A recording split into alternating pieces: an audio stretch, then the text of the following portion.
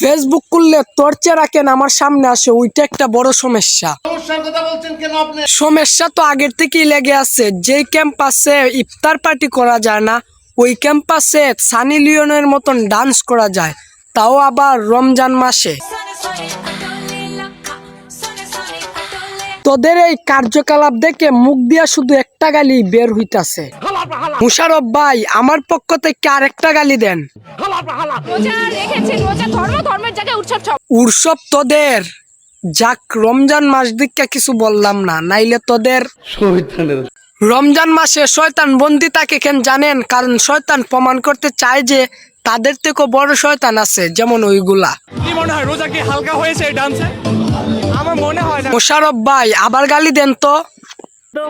কেন মানে রমজান মাসে হিন্দি গান দিয়া ছেলে মেয়ে মিল্লা ডান্স করতেছে, তারপরও বলে তার রোজা নাকি হালকা হবে না। এই জন্যই তারে আমি গালি দিতে বললাম। আপনি আবার প্রশ্ন করেন কেন কেন আপনি কেন বুঝবেন না? মাঝে মাঝে আনন্দ করাটা it's okay, Allah will understand I guess.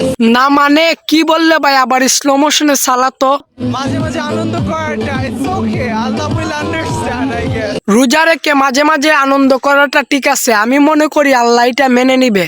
তাই বলে তোরা রমজান মাসে হিন্দি গান দিয়া ছেলে মেয়ে মিল্লা ডান্স করবে? ওই মুশারফ ভাই, আপনি কিছু বলেন তো। ওর জন্য আমার রোজাটা এখন হালকা হয়ে গেল, বলেন তো এখন কি করি? আচ্ছা পা, আসো আমি একটা সুম্মা দেই। এইটাও সম্ভব? আমাদের ইসলাম ধর্মের সবচেয়ে পবিত্র মাস হচ্ছে রমজান মাস, আর এই মাসে ক্যাম্পাসে অনুমতি নিয়ে ইফতার পার্টি করা যায় না। আর তোমরা তার প্রতিবাদ না করে কি করো? ডিজে গান বাজিয়ে সানি লিওনের মতো নাচানাচি করো। প্রত্যেক বছর হয় আর এই একটা দিনের জন্য অপেক্ষা করে। আচ্ছা, প্রত্যেক বছর অপেক্ষা করে ওই দিনের জন্য।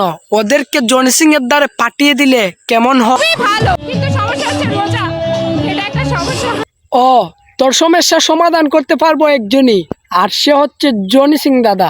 তো দাদা, মুতার জিগাত গুতা দিয়ে দাও, আর হ্যাঁ, তার সমস্যাটা সমাধান কইরা দাও। আমি কি কাউকে গালি দিয়েছি?